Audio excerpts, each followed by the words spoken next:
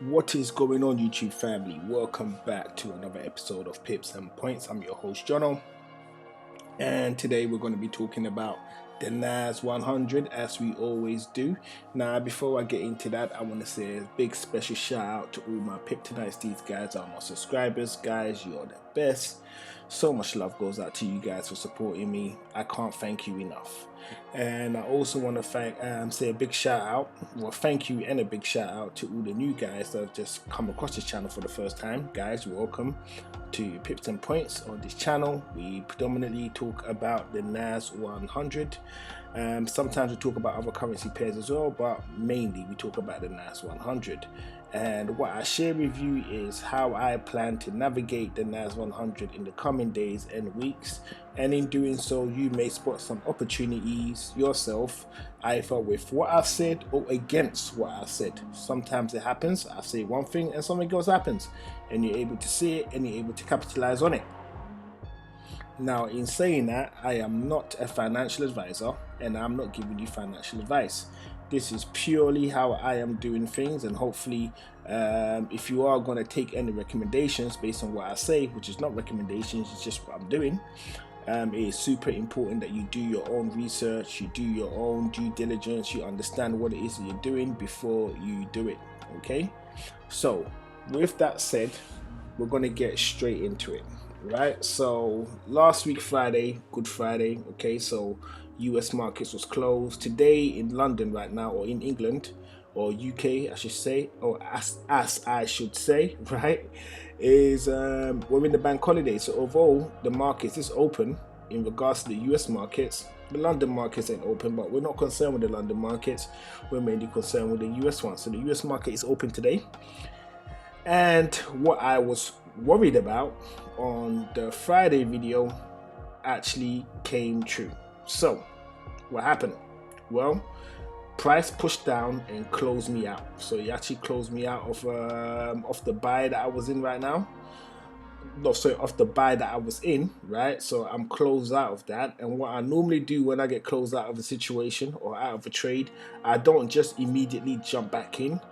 I wait for another opportunity. Other than that, it's like you're gambling. So, and when we trade the markets, we don't gamble, so there's no need for me to jump straight back in, especially if it's moved against me. But I am going to be jumping back in. I'm just looking for the right opportunity. Now, why haven't I jumped back in? Well, I'm just going to zoom in closer and hopefully I can explain it better. So let's zoom in. Okay, so my main concern this morning when I got closed out, this wick over here was red, right? It was fully fledged red. I got closed out and I was like, you know what, I'm gonna wait to see what happens. And as we can see, the wick has come down. It's touched the 4-hour high, right? So the 4-hour high that I set back in, well, I didn't set it on this date, but this is where it corresponds with. It corresponds with the 9th of March 2022, not too long ago, right? So that is the 4-hour high, and that is what it's bounced off right now. So looking at that, do I think it's going to push all the way back up? That I don't know, because I need it to break above the daily high of 14,277.45. okay, that was what I was hoping to catch at the bottom, and that was what I was kind of preempting by going off these order blocks down here. All right, so at this point right now, this overall structure that I've done, so this overall structure that I've drawn over here, right, seems like it's gonna hold, but I don't know. But I genuinely do not know, right? I don't know. So I'm in two minds as to what to do right now. I'm literally in two minds as to what to do right now. According to the MACD, okay, we are at a bottom right now. Okay, we are at a bottom, and at that level, according to this structure, price needs to move up. Okay, so that will be my assessment and what I would think price is most likely going to do. Okay, so now I have to work out which wick am I going to take. So this is what I think price is going to do. this is what I think price is going to do. It's going to go from where it is and shoot up, and on a lesser time frame, obviously you would have been able to capitalize that. There was one guy that actually posted a comment on the Friday video, and he actually said that it was a buy opportunity on the 15-minute. Okay, so it looks like his point of view is panning out. That was my point of view to begin with, but my stop was too tight, so I got slapped out of there. Right, I got slapped out of there, and even if I hadn't been slapped out of there, I would still be sitting in the red right now because of where I picked up the NAS on the Thursday. So I picked it up in a strange place, thinking it was actually going to break above this high over here, which is let me just make sure I've got it right.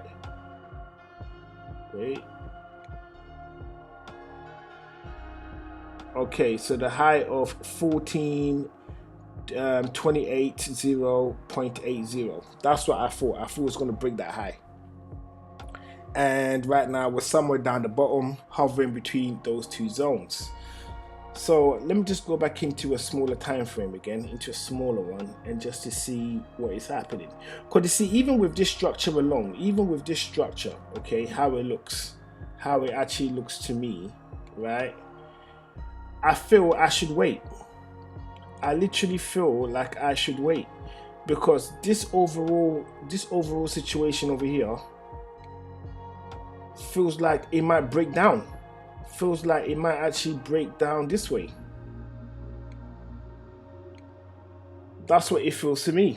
So at the moment, I don't exactly know how I'm going to move in this space. But however, on the hourly, we do have a parabolic bullish candle to the upside, right? We do have that, okay? And let me see what this corresponds with. So the nearest high is over here. So literally, I cannot do anything until this high is broken. It wouldn't be smart for me to do anything unless this high is broken.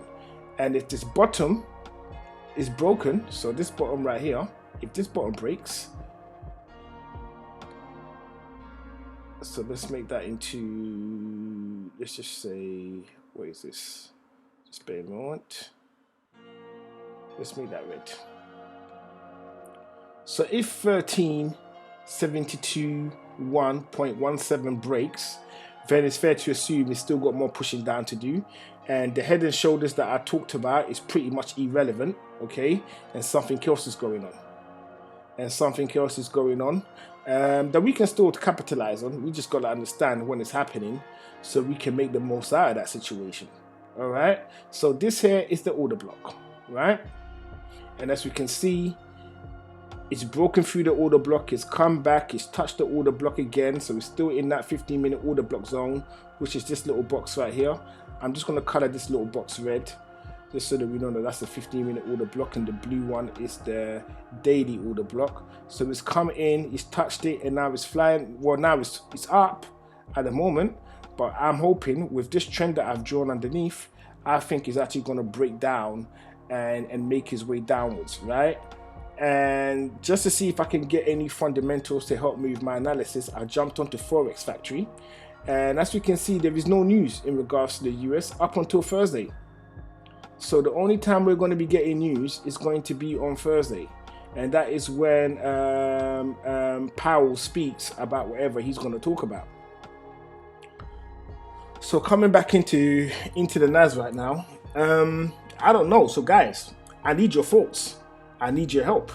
I need you to let me know if there is anything that you think is going to happen so that I can check it out. Because looking at what I'm looking at right now, I'm not sure what way to play this. And if I was doing it on a really short time frame, it would be easy, but it's just not my style. I prefer to at least hold it for a couple of days, or at least a day or two.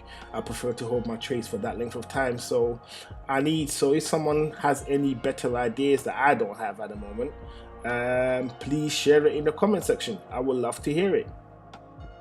So I think I've pretty much covered everything I can pretty much cover in regards to the NAS. We're waiting for some opportunities to come up. They haven't shown up yet, and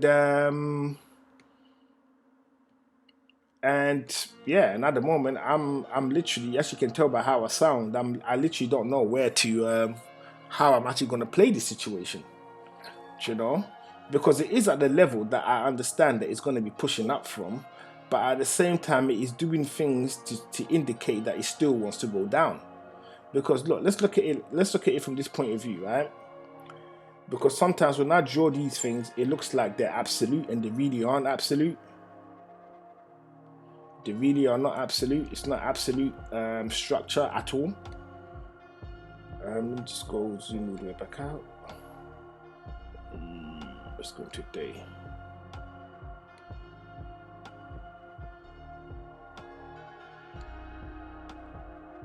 Okay.